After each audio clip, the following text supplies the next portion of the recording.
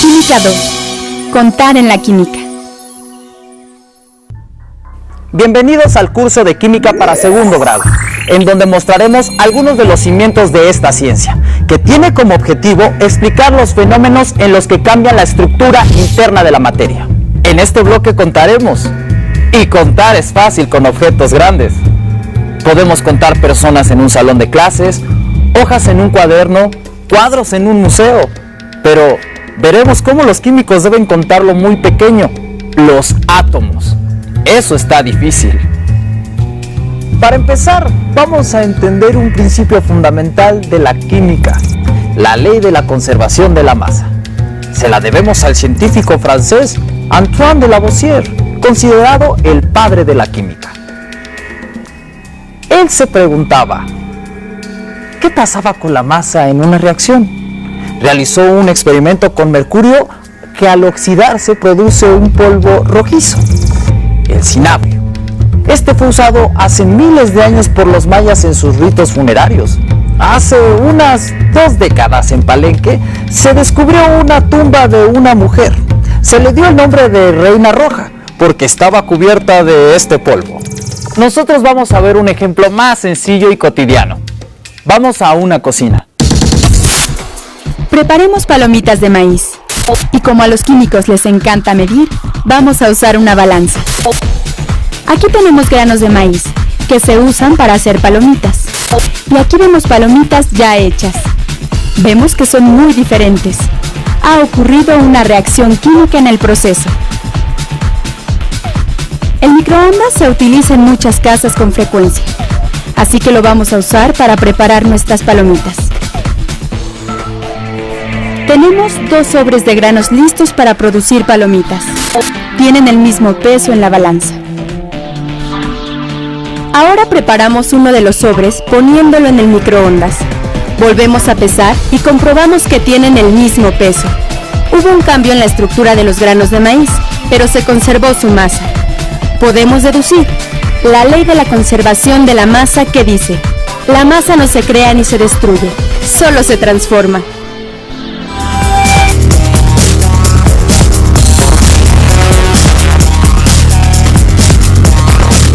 Esta ley rige todas las reacciones, aunque a veces no es tan fácil demostrarlo y necesitamos hacer las reacciones en sistemas cerrados. Esto se debe a que en muchas reacciones están involucrados gases que no vemos, pero que están presentes en los experimentos. Un ejemplo que todos hemos visto es un tronco de madera que se quema. Si pesamos el tronco antes de la reacción de combustión y pesamos las cenizas que resultan del proceso, el peso no es el mismo. El error es no considerar componentes que no vemos. Se sabe que en la reacción interviene el oxígeno del aire para que se lleve a cabo, pero también hay gases que se desprenden como el dióxido de carbono y el agua. Esta última normalmente se evapora por el calor que genera la reacción. Preguntémonos, ¿qué hacen los químicos? Muy sencillo, ponen cosas a reaccionar. En el camino se dieron cuenta que para producir un compuesto se debían poner una cantidad específica de ingredientes. Vayamos de nuevo a la cocina. En esta ocasión, prepararemos algo muy rico, un pastel. ¿Qué debemos hacer? Seguimos una receta que nos dice la cantidad exacta de cada ingrediente. Si la seguimos con cuidado, siempre obtendremos el mismo pastel con el mismo sabor. Los químicos, en particular John Dalton, reconocido por su teoría atómica, hicieron experimentos poniendo a reaccionar elementos que se transforman en compuestos. Vieron que dependiendo de la cantidad inicial de cada elemento a reaccionar, al final se tenía el producto y a veces sobraba algún elemento. Tras muchos ensayos midiendo la masa de sus reactivos y productos, en cualquier compuesto químico, los elementos se combinan con una proporción definida de sus masas. Por ejemplo, para formar agua, siempre se requiere de una proporción en masa de 8 de oxígeno por 1 de hidrógeno. Si lo hacemos en gramos y ponemos 8 gramos de oxígeno y 1 de hidrógeno, obtendremos 9 gramos de agua. Cada compuesto tiene una proporción definida de los elementos que la conforman, pero a veces en los mismos elementos se obtienen productos diferentes. Esta persona tiene una herida. Primero la lava con agua, después se pone agua oxigenada y podemos observar que se producen burbujas.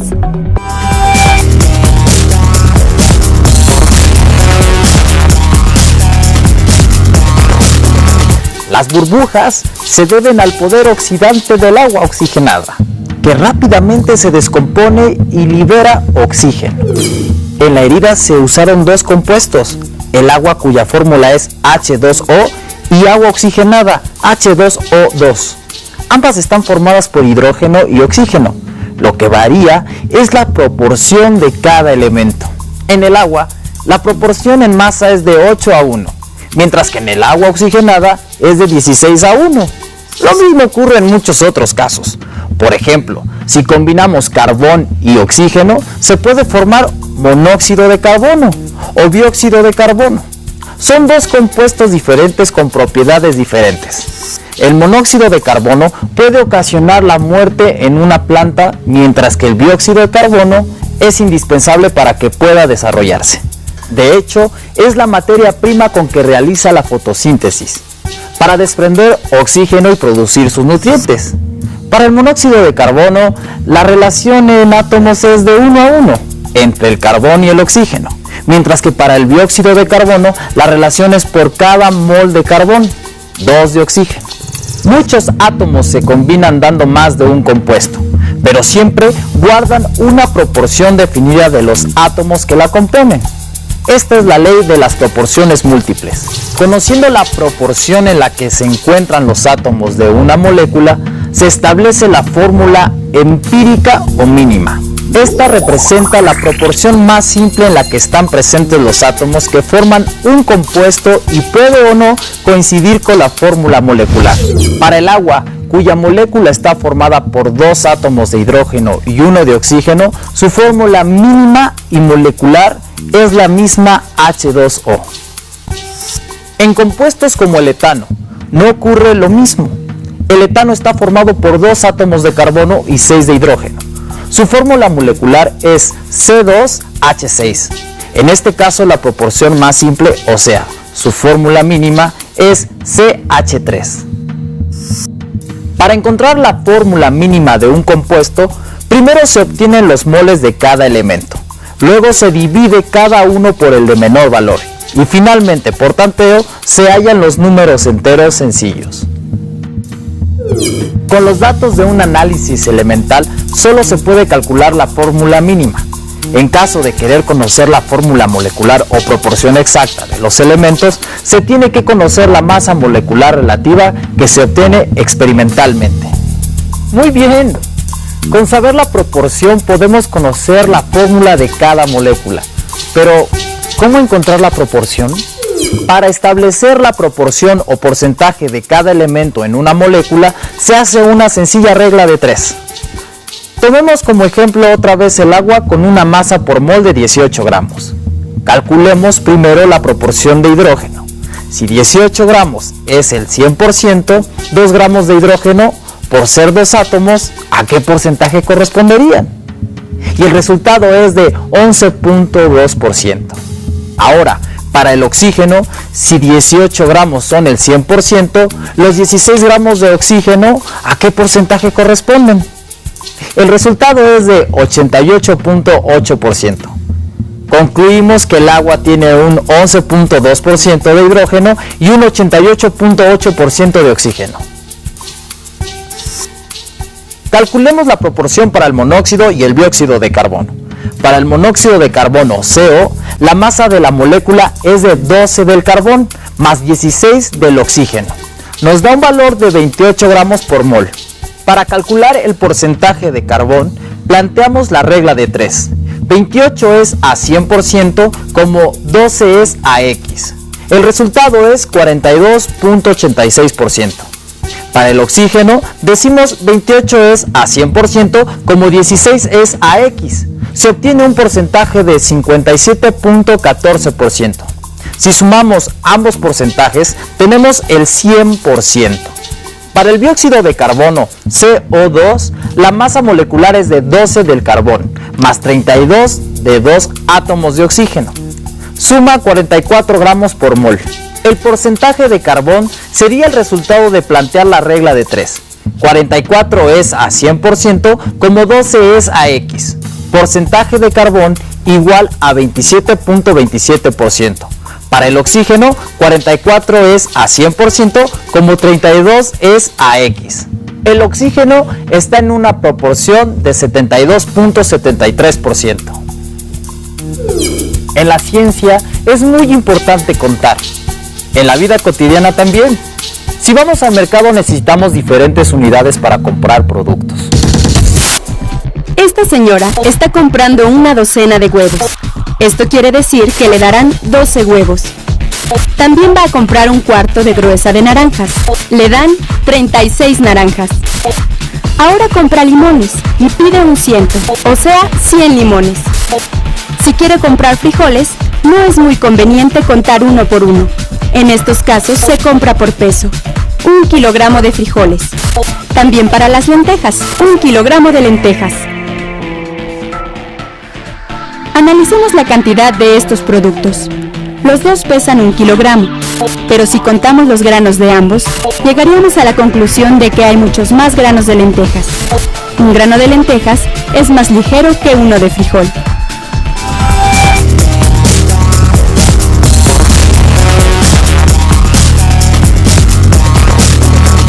Pesar y contar semillas es relativamente sencillo. Pero imagina que quieres contar granos de azúcar. Sería difícil porque son más pequeños. Con los átomos se complica aún más, porque son muy pequeños. Así que hay que hacerlo de forma indirecta. En 1811, el físico italiano Amedeo Avogadro, a base de experimentar con gases y pesarlos, dedujo su hipótesis que dice: cuando dos recipientes iguales que contienen gases distintos se mantienen en las mismas condiciones de temperatura y presión, el número de partículas es el mismo. No creas que Avogadro contó átomos, nadie puede hacerlo, pero los puso a reaccionar. Agarremos un puñado de cada grano, frijoles y lentejas. Desde luego que estos no reaccionan, pero hagamos parejas de frijoles con lentejas. ¿Qué ocurre? Nos sobran lentejas, aunque partimos de un volumen igual. Separemos las lentejas que sobran. Tenemos parejas de frijoles con lentejas. Las separamos y observamos que su volumen es distinto. Las lentejas son más pequeñas, ocupan menor espacio.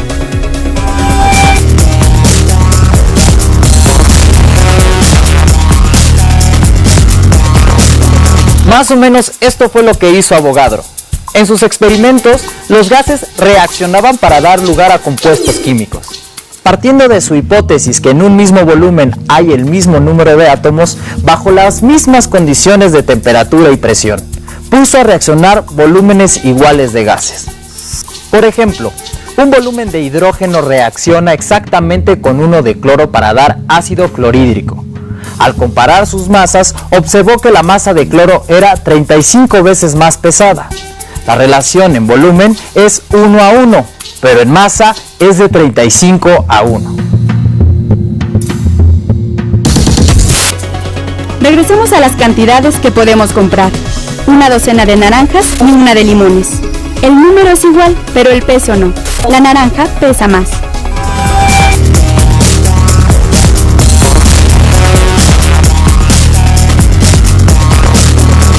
Si las naranjas y los limones fueran gases y se comportaran como gases, no como sólidos, entonces ocuparían el mismo volumen.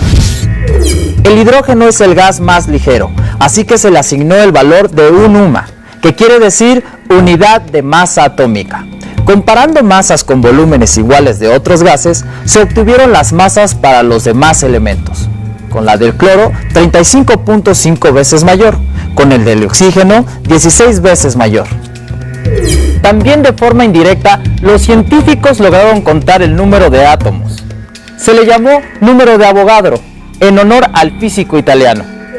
El valor que se obtuvo fue que en 1 gramo de hidrógeno hay 6.022 por 10 a la 23 átomos de hidrógeno, o sea, 6.022 y 20 ceros. Un número extraordinariamente grande para contar lo extraordinariamente pequeño. A este número tan importante para la química se le dio el nombre de mol. Así que un mol de cualquier cosa es de 6.022 por 10 a la 23 unidades de lo mismo. Y podemos tener un mol de lo que queramos. Para darnos una idea de lo grande que es este número, veamos qué pasaría si tuviéramos un mol de libros. O sea, un número de libros igual al número de Avogadro, repartido entre la población mundial estimada en 6.830 millones. Le correspondería a cada persona del planeta 8.8 por 10 a la 13 libros. Son muchos millones de libros por persona. En la actualidad, de acuerdo al Sistema Internacional de Unidades, se estableció la masa de cada átomo tomando como referencia el isótopo 12 del carbono. Se le asignó un valor de 12 UMAS. Por comparación con la masa atómica del carbono 12, se obtienen todas las masas atómicas de los elementos contenidos en la tabla periódica. El mol. Ese número gigantesco relaciona el número de átomos con la masa atómica. Por ello se dice que un mol es igual a la masa atómica expresada en gramos. Ahora puedes entender por qué los químicos usan el mol para contar átomos y por qué no puedes pedir un mol de naranjas en el mercado. Regresemos a la cocina. Por un lado tenemos los ingredientes con los que se prepara un pastel y tenemos el pastel después de horneado. La diferencia es que al poner los ingredientes en el horno sucede una reacción química entre ellos. La materia cambia, se transforma. Tengo la misma cantidad de material antes y después, pero ha cambiado. Han ocurrido cambios químicos.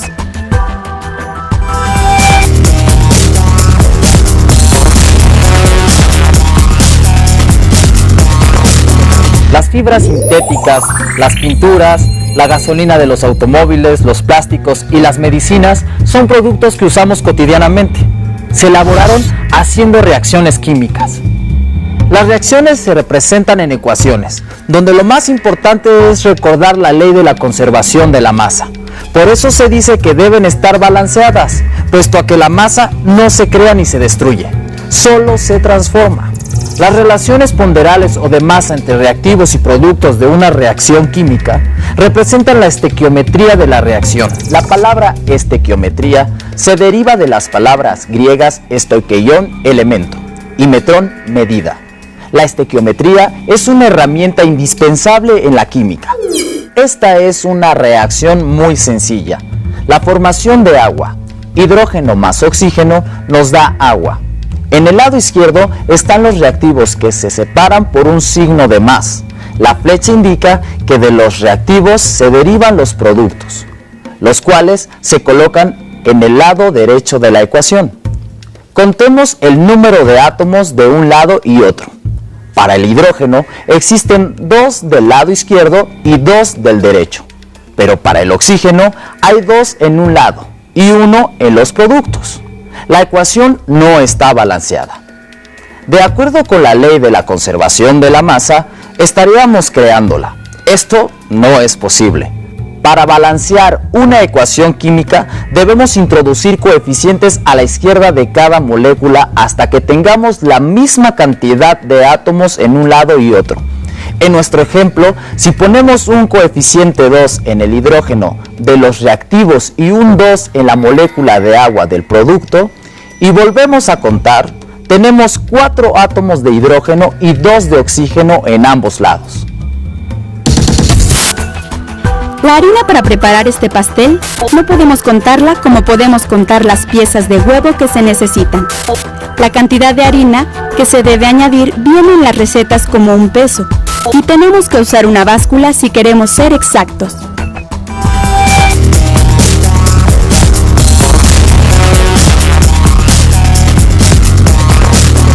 Como ya se dijo, en química no podemos contar los átomos que vamos a poner a reaccionar. Debemos medir. Por eso vamos a balancear la ecuación en términos de la masa. Otra vez para el agua, consideramos ahora su masa molecular referida a un mol de cada uno de ellos. 4 por 1 gramo de cada hidrógeno igual a 4 gramos de hidrógeno reaccionan con 2 por 16 gramos de cada oxígeno, igual a 32 gramos de oxígeno. Un total de 36 gramos de reactivos. Para el producto de cada molécula de agua pesa 2 de hidrógeno más 16 de oxígeno, que da un total de 18 gramos. Como se obtienen 2 moléculas de agua, el total es 36 gramos. Se conserva la masa. Veamos otro ejemplo. La preparación de hidróxido de sodio, también conocida comúnmente como sosa cáustica, y utilizada en la industria para fabricar jabones, papel, rayón y explosivos, entre otros usos. La reacción ocurre entre el sodio y el agua para producir hidróxido de sodio e hidrógeno, de tal forma que la ecuación sería la siguiente. El sodio reacciona con el agua para producir hidróxido de sodio más hidrógeno. Si contamos en un número de átomos de cada elemento, tenemos que hay 1 de sodio en cada lado de la ecuación. También 1 de oxígeno, pero en el caso del hidrógeno hay 2 en los reactivos y 3 en los productos. La ecuación no está balanceada. Por tanteo, introduzcamos el coeficiente 2 en cada molécula, excepto para el hidrógeno de los productos. Obtenemos que 2 átomos de sodio reaccionan con 2 moléculas de agua para producir 2 moléculas de hidróxido de sodio más hidrógeno. Contemos átomos otra vez. Ahora hay 2 de sodio, 2 de oxígeno y 4 de hidrógeno en cada lado de la reacción. Ya logramos balancearla. Realicemos la operación con la masa, recordando que un mol es igual a la masa atómica expresada en gramos y consultando la masa en una tabla periódica. La masa del sodio es 23, la del oxígeno 16 y la del hidrógeno 1. Por lo tanto, el cálculo será 2 por 23 para el sodio, 2 por 2 más 16 para el agua, igual a 2 por 23 más 16 más 1 para el hidróxido de sodio y 1 por 2 para el hidrógeno. La ecuación nos dice que 2 átomos de sodio reaccionan con 2 moléculas de agua para producir 2 moléculas de hidróxido de sodio e hidrógeno. También podemos decir que 46 gramos de sodio reaccionan con 36 gramos de agua para producir 80 gramos de hidróxido de sodio y 2 gramos de hidrógeno. Lo mismo ocurre con cada ecuación química de toda reacción que ocurre en la naturaleza, como puede ser la fotosíntesis, o las numerosas reacciones que ocurren en nuestro cuerpo y nos mantienen vivos. También en las miles de reacciones que los químicos desarrollan en los laboratorios e industrias. Siempre nos podemos guiar por la ley de la conservación de la masa para obtener una ecuación balanceada, que nos permite calcular cuánto en masa debemos poner de cada reactivo para obtener un producto. Ahora, cuando mires a tu alrededor, puedes imaginar las miles y miles de reacciones químicas que ocurren constantemente. Recuerda que las leyes que vimos en este bloque son universales y te ayudan a comprender tu entorno.